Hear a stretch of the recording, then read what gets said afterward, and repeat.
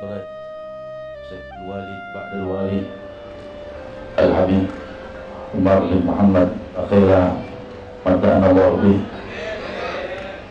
para habaib al-akramin Fadilatul Sayyid Al-Habib Salim bin Umar Al-Abbas dan para habaib lainnya, para ulama, para kiai, para tokoh masyarakat, para perwakilan partai, dan juga para sesepuh yang sudah saya anggap orang tua saya sendiri.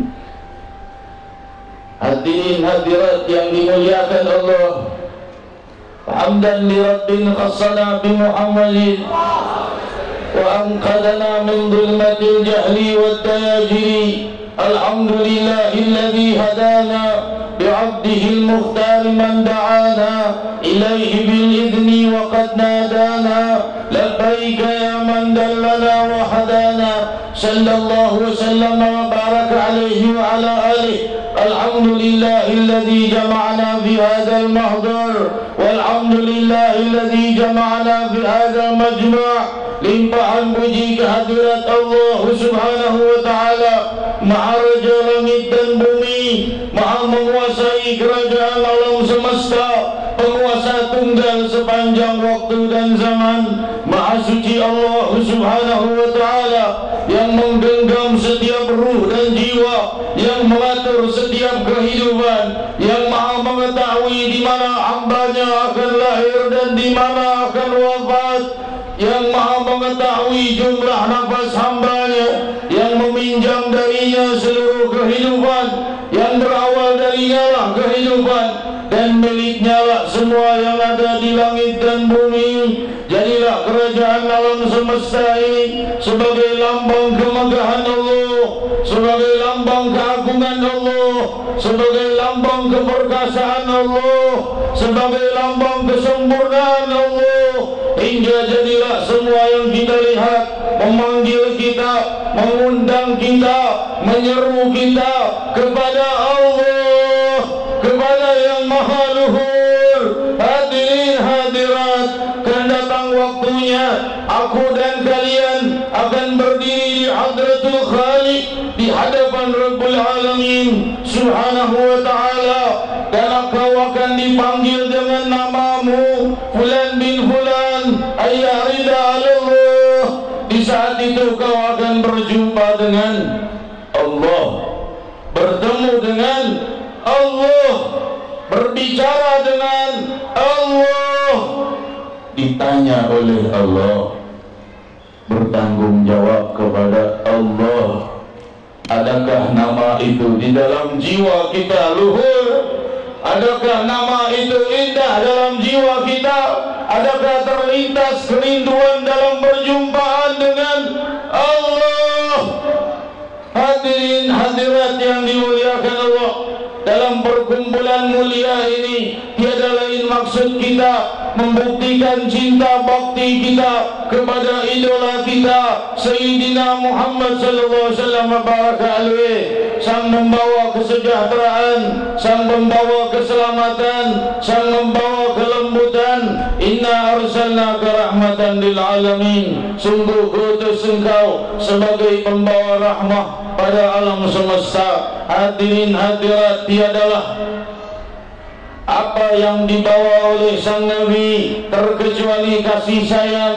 Beliau berakhlak kepada semua orang, kepada semua makhluk. Bagaimana budi pekerti beliau kepada temannya, kepada tetangga, kepada yang muda, kepada yang tua, kepada yang kaya, kepada yang miskin, kepada pejabat, kepada rakyat, kepada semua kelompok, bahkan pada musuh-musuhnya, bahkan pada hewan dan tumbuhan, bahkan pada benda-benda.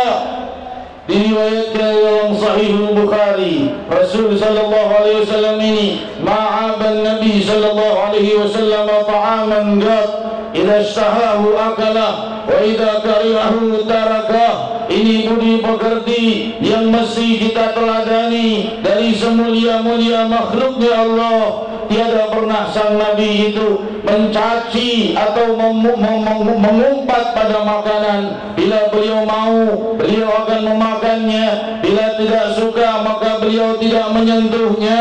Inilah budi pekerti sang Nabi pada rizki Allah, dan beliau berbudi pekerti kepada segala hal. Hadirin hadirat, sabda Rasulullah sallallahu alaihi wasallam, ta'amul itsnain kafil thalathah wa ta'amul thalathah kafil arba'ah. Makanan untuk 2 orang cukup untuk 3 orang dari umatku. Makanan untuk 3 orang akan cukup untuk 4 orang dari umatku. Demikian sederhananya Nabi kita Muhammad sallallahu alaihi wasallam baraka alaih.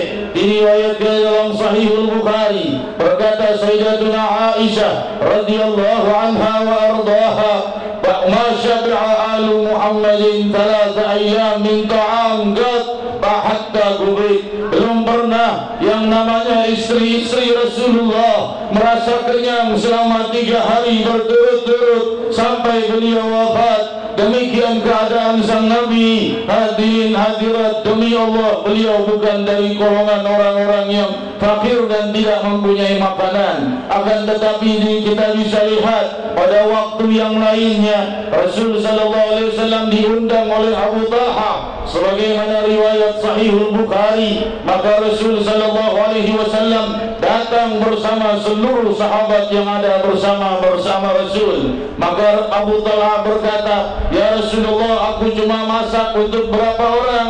Maka Rasul mendoakan makanan itu. Mereka pun makan 10 orang, lalu 10, lalu 10 sampai 80 orang. Semuanya makan dengan kenyangnya.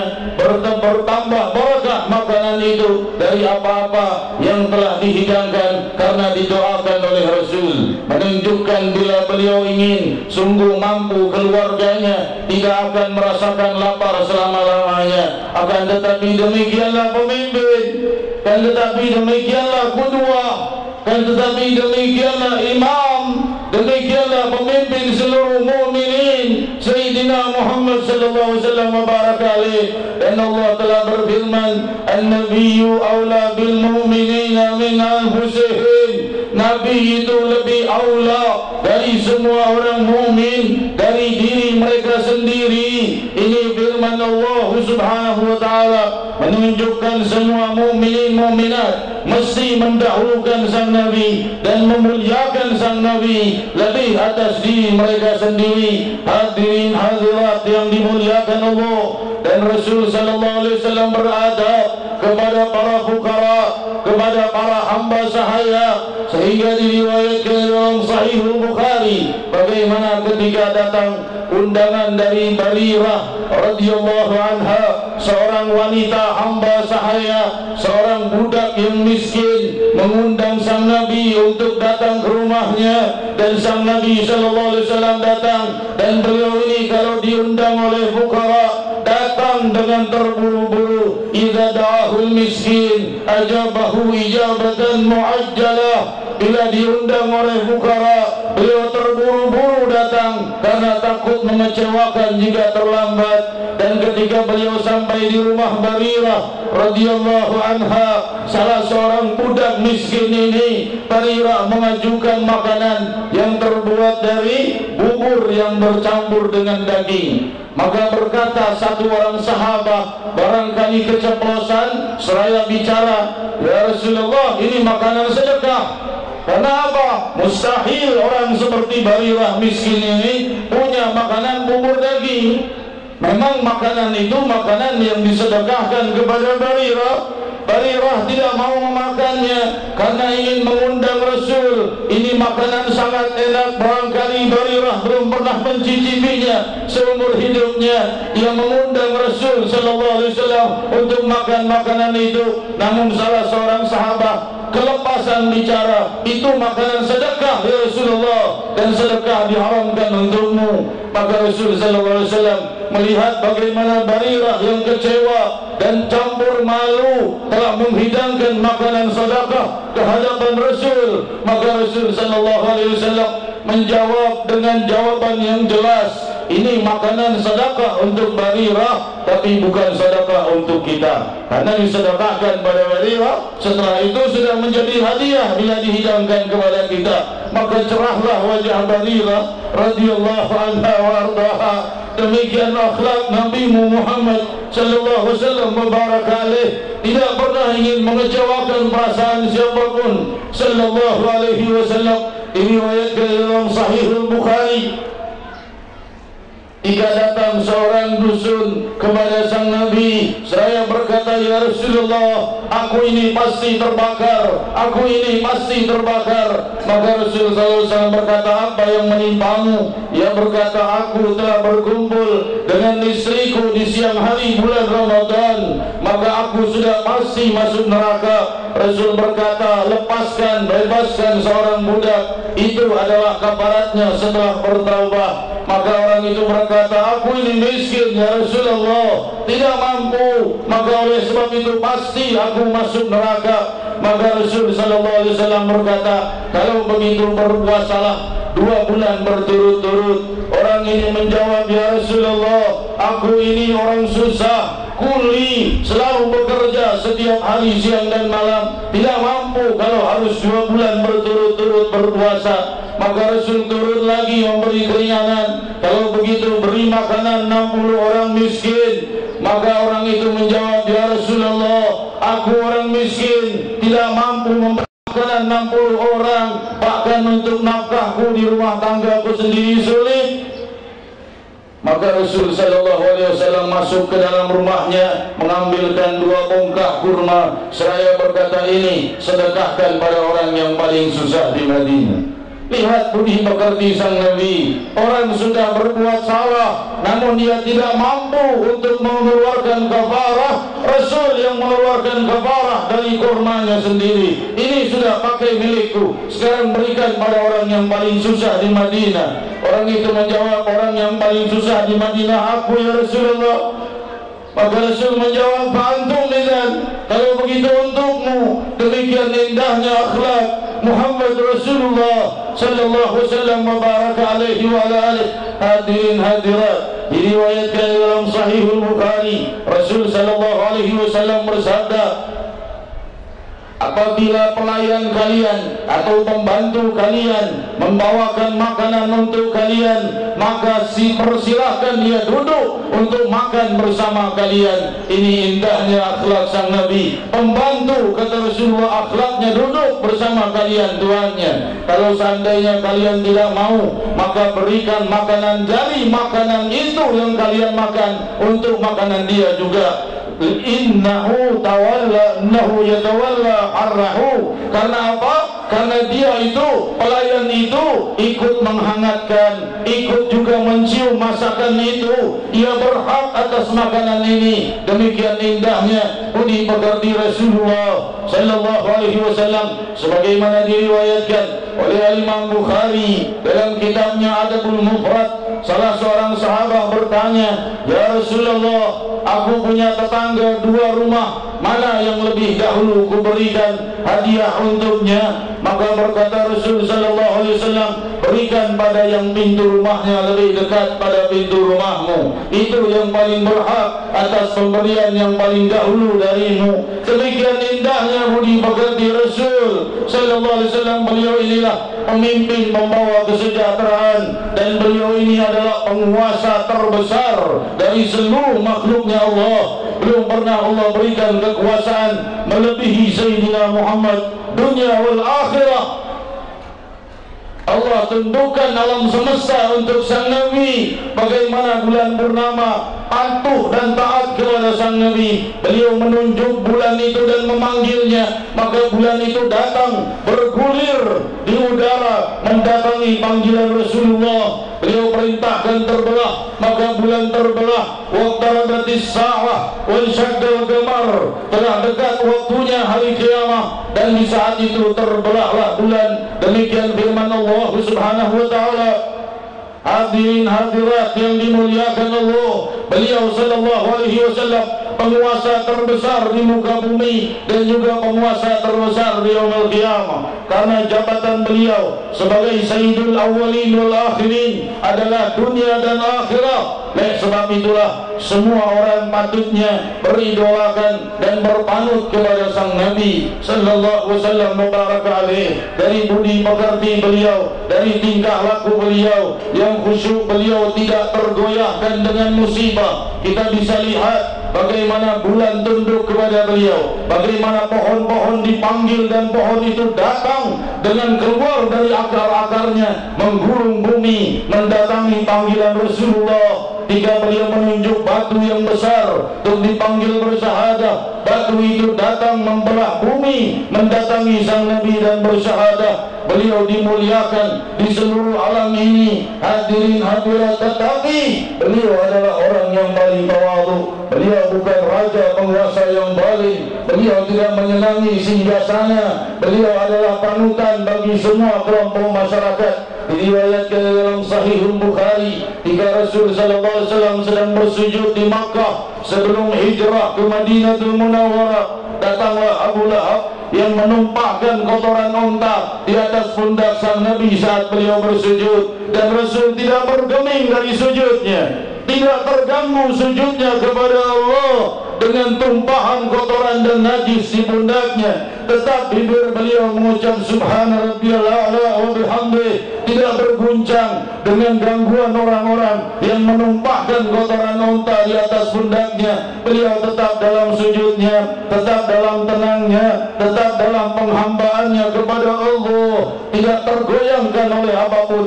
Sehingga datang putrinya Sayyidatuna Fatimah Zahra radhiyallahu anha wa ardhaha yang berlari dan menangis dan mendudukkan sang Nabi, membersihkan kotoran unta dari pundaknya. Laisa hakadha ya ahlal jiwar, bukan begini caranya wahai para tetangga, kata Fatimah Zahra radhiyallahu anha wa ardhaha. Hadirin hadirat, demikian keadaan pemimpin besar dunia wal akhirah Sayyidina Muhammad sallallahu alaihi wasallam mubarak alaih.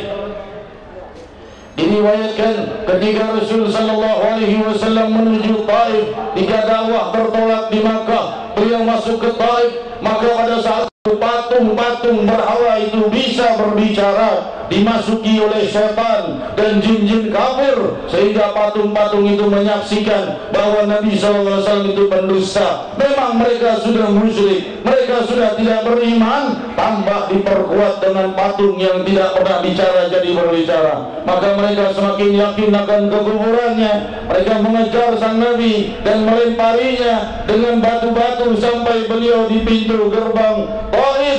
Maka saat itulah anak-anak diberi batu, diperintahkan oleh ayah-ayah dan ibu-ibunya untuk melempari kaki sang Nabi. Jangan lempari tubuhnya, lempari kakinya agar dia terjatuh. Maka Rasulullah SAW dilempari kaki beliau berkali-kali lemparan, sehingga beliau luka parah kaki beliau, hingga beliau roboh duduk, tidak mampu berdiri karena banyaknya luka. Maka datanglah orang-orang dewasa mendirikan beliau dari kaum kufar Taif. Diri kamu lagi. Maka dia pun berdiri, dan anak-anak tadi melempari lagi kaki beliau. Beliau terus menjauh dari Taif dan beliau roboh lagi, dikejar lagi oleh orang-orang kafir. Didirikan lagi, diri kamu. Maka dia pun berdiri lagi dan dilempari lagi berkali-kali. Demikian keadaan pemimpin besar dunia wal akhirah. Beliau tidak berkata ya Allah.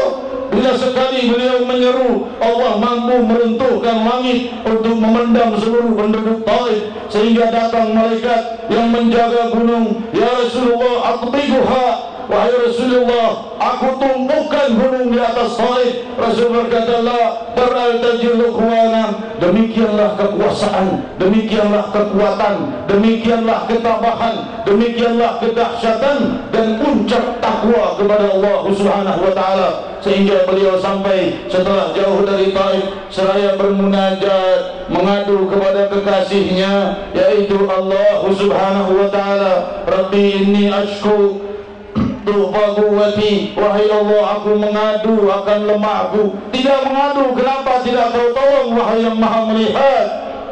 Wahai Raja langit dan bumi, kau biarkan patung berbicara.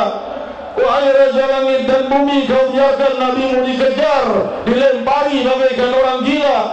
Beliau hanya berkata, aku mengadukan kelemahanku dalam berdakwah. Ila man takiluni, kau akan limpahkan aku ini kemana? Kepada musuh-musuhku, mereka mencabik-cabik aku. Atau pada teman-temanku, mereka dibantai oleh musuh-musuhku. Tidak ada orang boleh berteman dengan Rasul, pasti dibantai, pasti dibakar rumahnya, pasti diboikot, diperkosa keluarganya. Demikian untuk orang-orang yang berani dekat dengan Muhammad sallallahu alaihi wasallam. Rasul mengadu kepada Allah, aku harus kemana?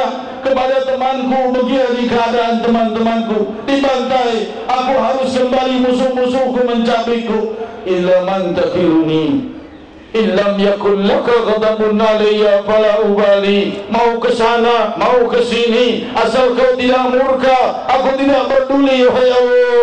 Demikian indahnya cinta sang Nabi kepada Allah. Demikian keinginannya untuk dekat dengan Allah Subhanahu wa ta'ala. Tidak peduli musibah sebesar apapun, penghormatannya terinjak-injak, tercabik-cabik, apapun yang terjadi, asalkan kau tidak murka padaku, wahai Rabb. Inilah seindah-indah jiwa yang diciptakan Allah. Inilah seindah-indah takwa. Inilah seindah-indah makhluknya Allah yang dipuji oleh Allah. Wa innaka la'ala khuluqin 'azim. Tidak berguncang jiwa beliau sallallahu wasallam wa baraka alaih. Beruntung orang-orang yang mencintai sang Nabi dan ajaran-ajaran beliau, membawa keberkahan, membawa keselamatan, membawa perlindungan kepada kita, sebagaimana riwayat Sahih Bukhari. Rasul sallallahu alaihi wasallam diriwayatkan dalam Sahih Muslim, barang ketika salah seorang sahabat datang mengadu kepada Rasul, ya Rasulullah, semalam aku digigit kalajengking. Maka Rasul sallallahu alaihi wasallam bersabda, kalau engkau membaca a'udzu bikalimatillahi tammati min syarri ma khalaq setiap harinya, niscaya hewan-hewan berbisa tidak akan mencelakaimu. Demikian hadirin diriwayatkan dalam Sahih Muslim. Ini bacaan yang sangat remeh, akan tetapi kita lihat bagaimana sang Nabi menjaga kita. Jangan sampai terkena hewan berbisa, sudah ada bacaannya. Jangan sampai terkena musibah, sudah ada bacaannya. Jangan sampai wafat dalam su'ul khatimah, sudah ada bacaannya. Sehingga diriwayatkan di dalam Sahih Bukhari, Rasul sallallahu alaihi wasallam bersabda, barang siapa suami yang akan berkumpul dengan istrinya, atau istri yang akan kumpul dengan suaminya, lantas ia membaca bismillah, Allahumma jannibni syaitan wa jannibi syaitan ma razaqtana, maka bila ia punya keturunan, lam yadurrahu syaitan abada, maka syaitan tidak akan bisa mencelakai keturunannya. Inilah sunnah. Kita bertanya, bagaimana keturunan kita bisa selamat dari fitnah? Sunnah Sayyidina Muhammad sallallahu alaihi wasallam. Pasti yang mengamalkan zikir ini, Rasul berkata, lam yadurrahu syaitan abada, syaitan tidak akan bisa membawa mudarat kepadanya. Maka pasti keturunannya tidak akan kena narkoba, pasti tidak akan terjebak perzinahan, pasti tidak akan terjebak dalam kemungkaran, karena sudah tidak bisa dikecoh oleh syaitan lagi. Lihat bagaimana sang Nabi menjaga kita. Belum kita lahir, belum di alam rahim, sudah dijaga oleh Rasul dengan lafzul jalalah, dengan ismullah, dengan doa, dengan munajat. Pasti sejahtera umat ini kalau mengikuti sunnah Nabi Muhammad sallallahu alaihi wasallam wa baraka alaihi. Dan demikian banyak zikir-zikir lainnya.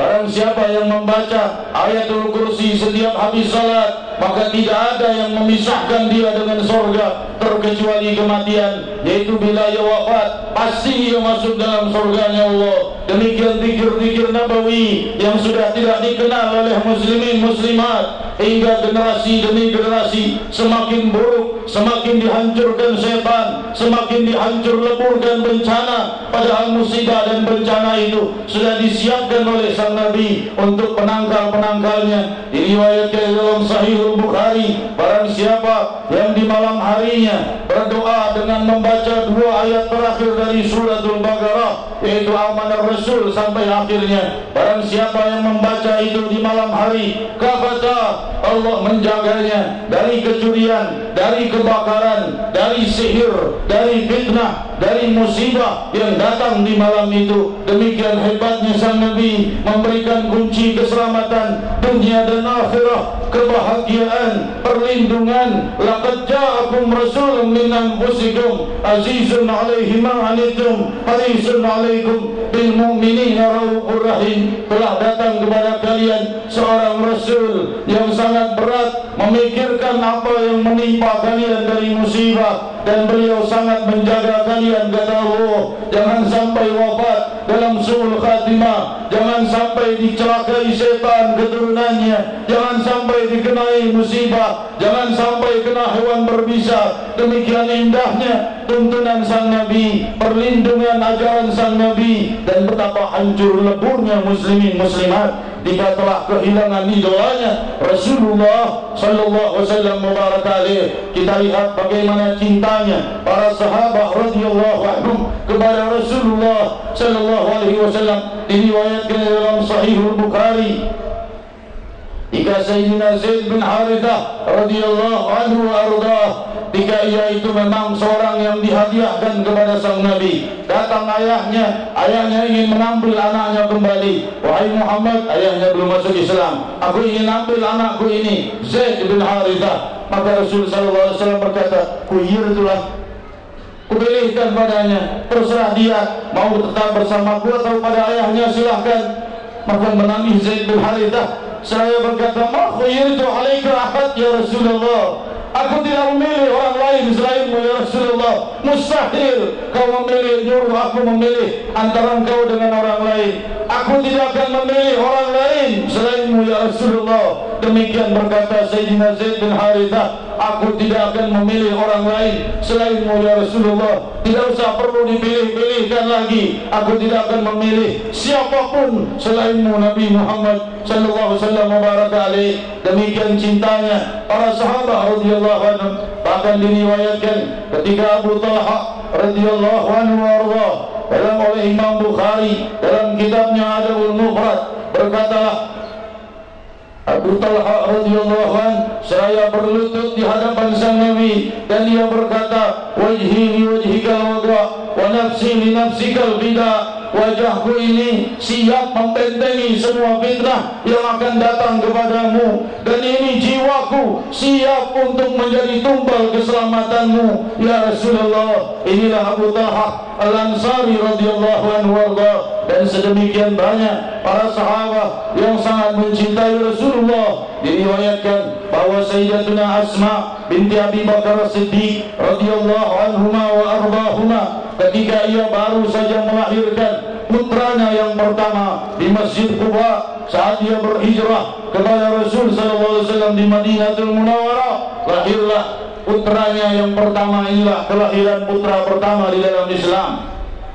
Maka ia datang membawa bayi itu sebelum disusui kepada Rasul sallallahu alaihi wasallam, dan Rasul mengambil sedikit daripada korma dan memasukkannya ke mulut sang Nabi, lantas sedikit mengunyahnya dan menaruhkannya di mulut sang bayi. Berkatalah Asma binti Abi Bakar, awal syai' dakhala bi jawbihi rihu Rasulillah sallallahu alaihi wasallam. Pertama kali yang masuk ke dalam tubuh anakku ini adalah air liurnya Rasulullah sallallahu alaihi wasallam. Demikian cinta mereka kepada Nabi Muhammad sallallahu alaihi wasallam. Bahkan ketika diriwayatkan salah seorang Ansar yang ditangkap, salah seorang Muhajirin yang ditangkap oleh kufar Quraisy dan dia diikat dan siap untuk dibantai dan dipenggal, maka berkatalah Abu Sufyan, sebelum Abu Sufyan masuk Islam, berkata Abu Sufyan, wahai engkau, sekarang Muhammad sedang duduk-duduk bersama teman dan sahabatnya, sedangkan kau sebentar lagi wafat, istrimu menjadi janda, anakmu menjadi yatim.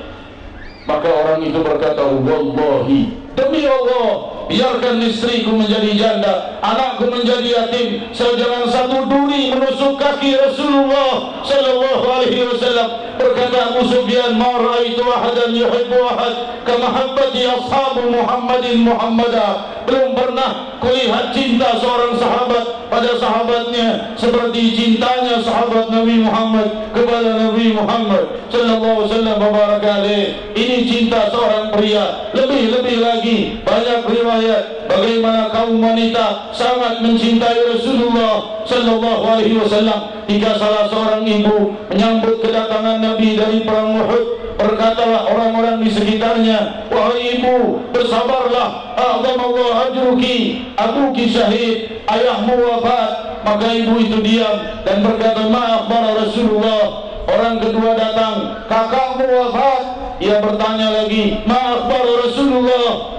Datang orang ketiga, suamimu juga wafat. Ibu itu tidak tanya, di mana jenazah suamiku, di mana jenazah ayahku. Ia bertanya, maaf para Rasulullah sallallahu alaihi wasallam.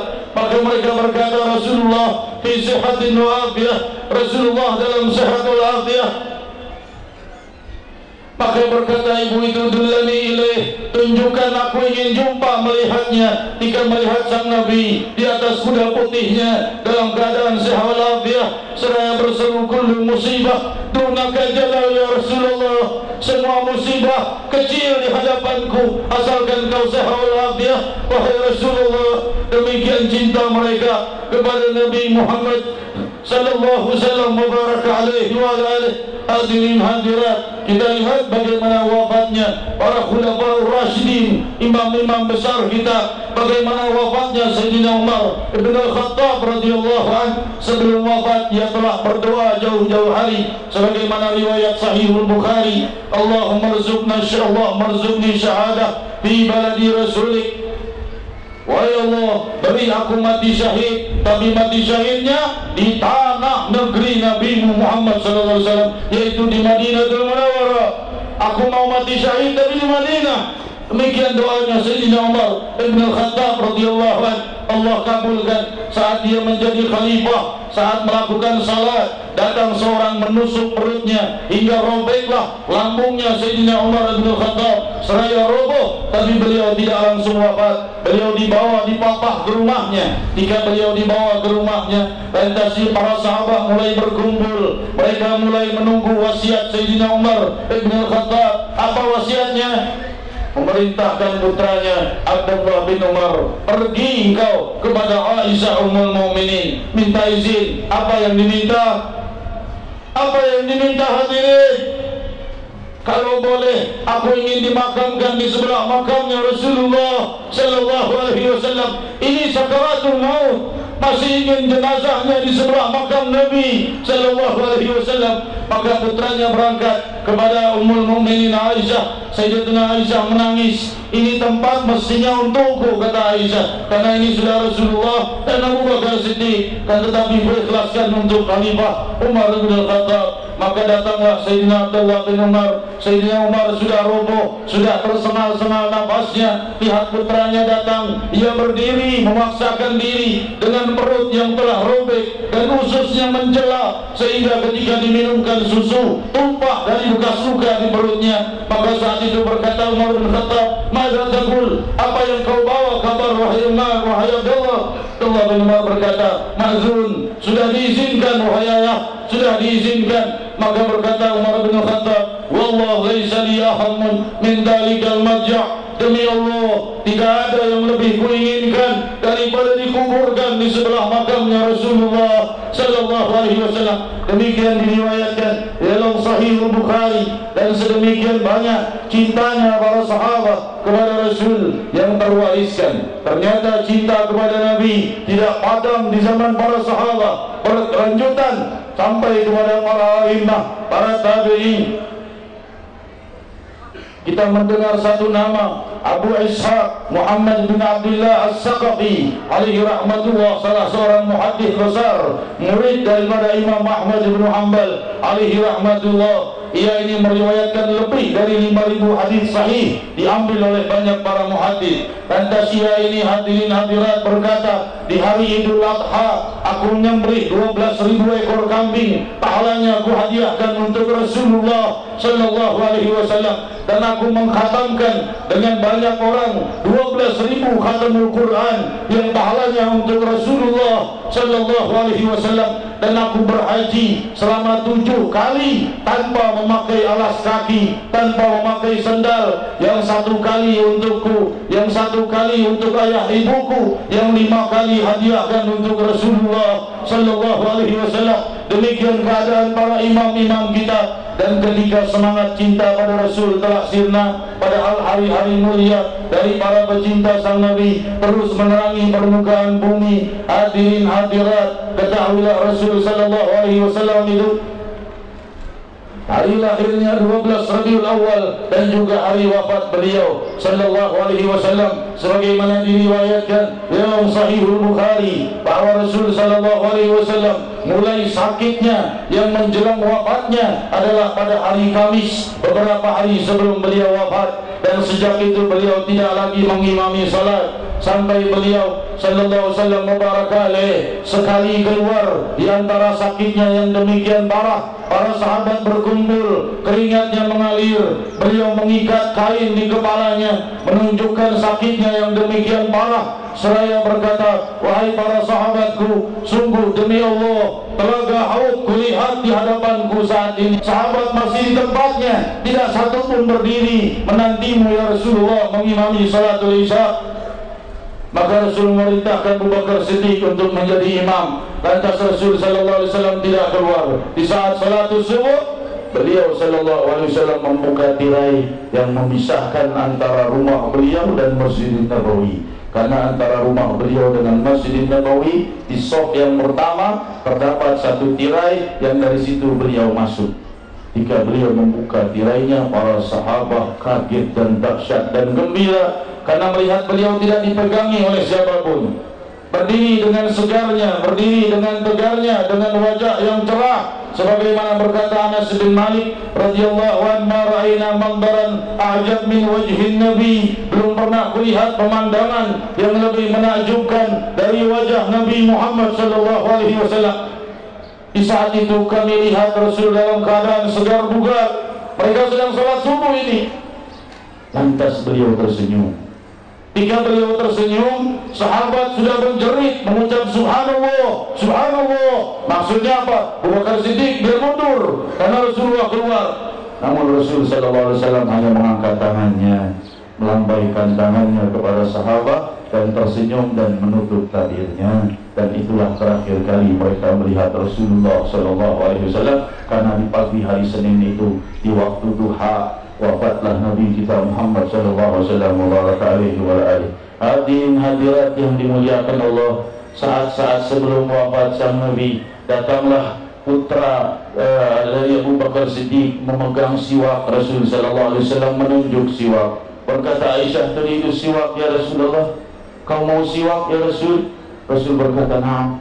Maka dibersihkanlah siwak itu dan beliau pun bersiwak. Lantas beliau mengucapkan di rafiqil a'la, aku memilih untuk bersama yang maha tinggi, dan beliau menghembuskan nafas yang terakhir. Mau wafat masih bersiwak dulu, beradab kepada Allah Subhanahu wa taala. Untuk terakhir kalinya beliau menggunakan siwak, dan beliau pun wafat. Dan telah disabdakan oleh beliau, jika aku wafat, yang memandikanku adalah Ali bin Abi Thalib karramallahu wajhah, dan Abbas bin Abdul Muttalib, dan para keluarga beliau radhiyallahu anhum wa ardhahum. Dan setelah itu beliau dimandikan, beliau telah berwasiat, bila aku wafat nanti setelah dimandikan, jangan dulu disalatkan, karena Jibril alaihissalam akan menyolatkan aku, dan para malaikat akan menyolatkan aku. Setelah itu kalian menyolatkan aku. Demikian sabda Nabi Muhammad SAW, dan beliau dikebumikan hari ketiga setelah wafatnya. Karena para sahabat berdatangan Taifah ba'da Taifah untuk terus menyolatkan sang Nabi. Diriwayatkan dalam Sahihul Bukhari, ketika Abu Bakar Siddiq radhiyallahu anhu datang mendengar wafatnya sang Nabi, ia datang berlari melihat sang Nabi telah terbujur, telah ditutup dengan kain hibaran. Ketika itu Abu Bakar membuka wajah sang Nabi, fangkabba ala wajhi, menangis dan memeluk wajah Rasul sallallahu alaihi wasallam. Diriwayatkan ketika Sayyidina Ali memandikan jenazah Rasulullah, berkata Sayyidina Ali, "Tibta hayyan wa mayyita ya Rasulullah." Kau ini hidup dan wafat tetap wangi wahai Rasulullah, tubuhmu sallallahu alaihi wasallam mubarak alaih. Dan beliau dimakamkan. Dan setelah itu berkata Sayyidina Hasan bin Thabit radhiyallahu anhu membacakan syair atas wafat sang Nabi. Diriwayatkan dalam Sirat Ibn Hisham, laqad ghayyabu hilman wa ilman wa rahmatan asyiyatan allahu thara la yuwassadu. Mereka kehilangan pembela, kehilangan sang pembawa kasih sayang, kehilangan yang paling dermawan, kehilangan samudra ilmu ketika makhluk paling mulia itu telah dikuburkan tanpa berbantalkan terkecuali tanah sallallahu alaihi wasallam mubarak alaihi wa alihi. Dan berkata Sayyidina Hasan bin Thabit, aqalat ubufan tadriful ainu jahdaha ala talalil gamri alladhi fihi ahmadu. Aku berdiri lama di atas gerimis hujan yang di saat itu adalah pusarannya Rasulullah sallallahu alaihi wasallam. Berkata Sayyidina Hasan bin Thabit, wahal adalat yawman raziyatu musibatin kayaumin mata fihi Muhammadu. Adakah lagi hari musibah, hari kesedihan yang lebih menyedihkan di sepanjang usia bumi selain hari wafatnya Rasulullah sallallahu alaihi wasallam? Hadirin hadirat, Rasul sallallahu alaihi wasallam telah bersabda, diriwayatkan dalam Sahihul Bukhari, satanduruna ba'di atharatan wasbiru hatta talqauni alal haud. Wahai umatku, akan kalian lihat hal yang tidak kalian sukai dari perpecahan, dari fitnah, musibah akan datang. Bersabarlah kalian sampai kalian berjumpa denganku di telaga haud. Hadirin, dengarlah pesan sang Nabi. Kan kalian lihat setelah aku wafat, apa-apa yang kalian mungkiri dari perpecahan, dari permasalahan dan fitnah, bersabarlah kalian sampai kalian berjumpa denganku di telaga haud. Bersabarlah kalian sampai berjumpa denganku di telaga haud. Beliau masih ingin menghibur umatnya yang terkena musibah, walaupun beliau akan wafat, masih meninggalkan kalimat yang membuat menyejuk bagi para pecinta beliau, toh akan berjumpa dengan beliau di telaga haud. Hadirin hadirat, kita bermunajat kepada Allah Subhanahu wa taala agar Allah memperbaiki keadaan muslimin muslimat. Ya Rahman ya Rahim, pandanglah kedua tangan kami bermunajat ke hadirat-Mu di hari 12 Rabiul Awal ini. Kami semua menghadap dan berharap, Ya Rahman ya Rahim, telah Kau jadikan awan ini menyejukkan perkumpulan ini, tanda bahwa Engkau menyayangi kami dan merahmati kami. Hadirin hadirat, baru saja tadi saya berpikir, Ya Rabb, kasihan jamaah panas, Allah payungi kita seluruh. Ya Allah, Ya Rahman, Ya Rahim. Hadirin, kita akhiri majlis ini dengan berzikir kepada Allah, memanggil nama Allah lafzul jalalah. Kita penuhi jiwa kita dengan kekuatan nama Allah, dengan keindahan nama Allah, dengan kesucian nama Allah, dengan keagungan nama Allah. Tuangkan seluruh hajatmu, tenggelamkan semua permintaanmu dalam zikir kita. Kita membaca Ya Allah selama 300 kali. Semoga Allah menyejukkan jiwa kita, menyejukkan Jakarta daripada musibah dan fitnah, dan sehingga Allah menggantikan semua musibah yang akan turun dengan turunnya hujan hidayah, hujan rahmah. Lebih kami bermunajat, kami berdoa untuk semua kerabat dan teman-teman kami, pemuda-pemudi kami yang masih terjebak dalam narkotika, yang masih terjebak dalam perjudian, yang terjebak dalam perzinahan, yang terjebak dalam kemaksiatan. Hujani mereka dengan hidayah, hujani mereka dengan keinginan bertaubat, hujani jiwa mereka untuk ingin bersujud. Ya Allah, Ya Rahman, Ya Rahim. Hadirin hadirat, kita bermunajat kepada Allah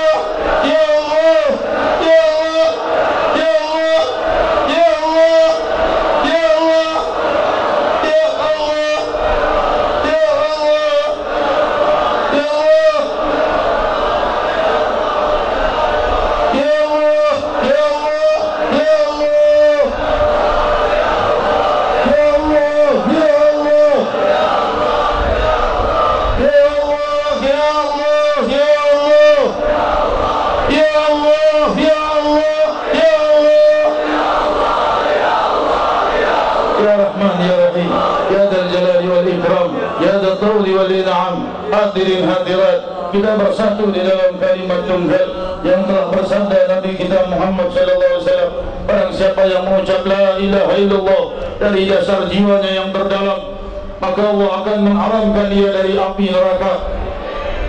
Bukan karena cukup hanya dengan mengucap la ilaha illallah, kan tetapi dengan mengucap la ilaha illallah dari dasar jiwa kita, Allah akan menumbuhkan seluruh sifat mulia dalam jiwa kita. Allah akan membuat kita enggan membuat maksiat dan dosa, dan akan wafat dalam husnul khatimah. Kalimat yang paling agung diucapkan semua lidah, kalimat yang dibawa menjadi wasiat para nabi dan rasul, kalimat yang meruntuhkan seluruh dosa dan kemurkaan Allah. Wa qulu jami'an la ilaha illallah.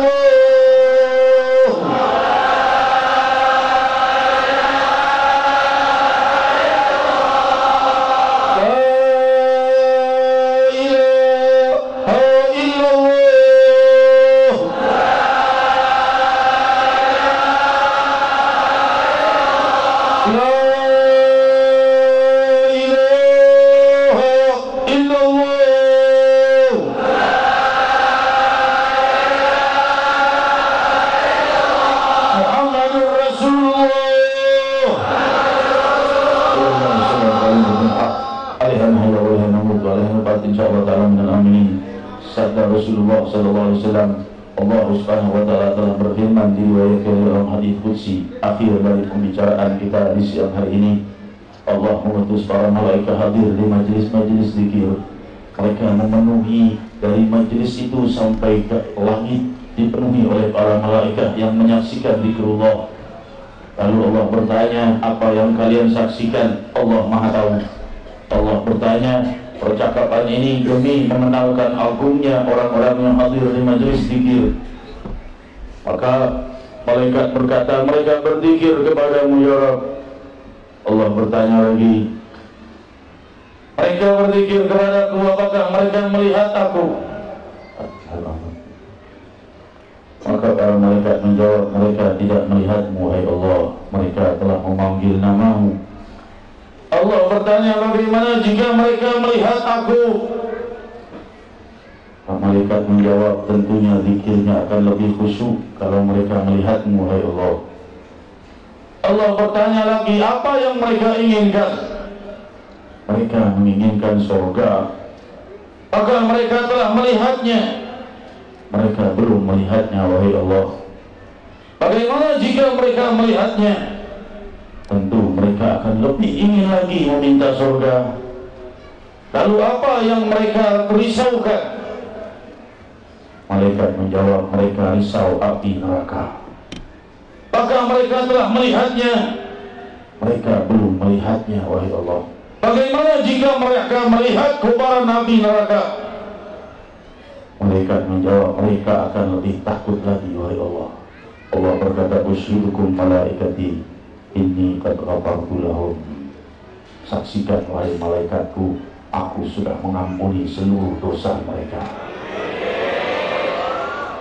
Malaikat berkata, wahai Allah, ada di antara mereka itu yang hadir niatnya tidak ikhlas, bukan untuk zikir, bukan untuk ibadah, hanya duduk saja.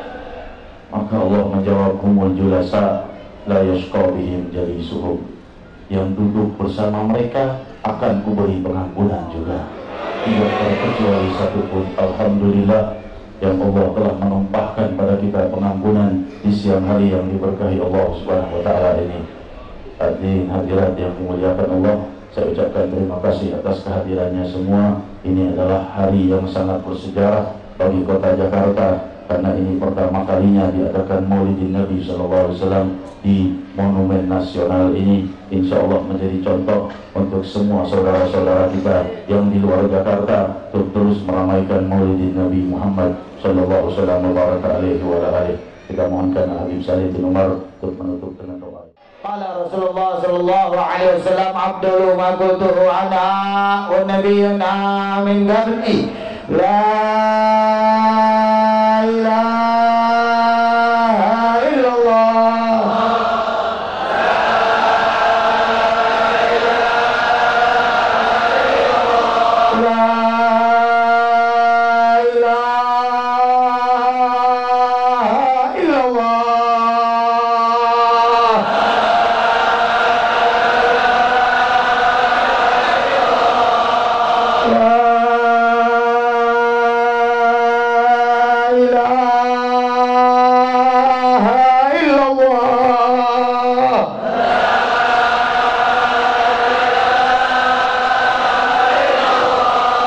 Muhammadur Rasulullah